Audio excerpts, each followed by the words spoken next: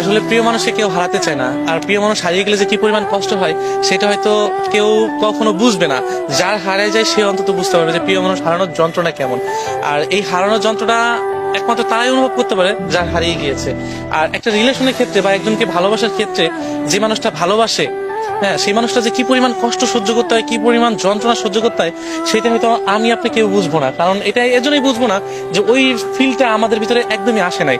আর সবচেয়ে বড় বিষয় কি জানেন, যে একটা একটা আমি যখন একটা মেয়েকে ভালোবাসতে যাব তখন তাকে ইমপ্রেস করতে হবে, তাকে ভালোবাসতে, দেখেন ভালোবাসার ক্ষেত্রে কত কিছু আমাদেরকে সহ্য করতে হয়, বিশেষ করে ছেলেদের দিক দিয়ে। যে তার বাসার পিছে যে দাঁড়ায় থাকা, বাসার রাস্তায় দাঁড়ায় থাকা, ঘন্টার পর ঘন্টায় দাঁড়ায় থাকা, যে সে কখন একটু আসবে, কখন এক ঝলক একটু দেখবো।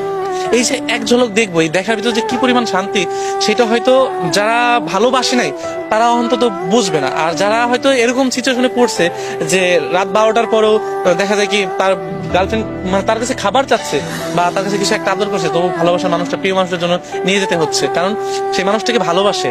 আর এই যে ভালোবাসা বা তাকে ইমপ্রেস করার জন্য ঘন্টার পর ঘন্টা রাস্তায় দাঁড়ায় থাকা কিংবা কলেজের সামনে দাঁড়ায় থাকা, সে কখন একটু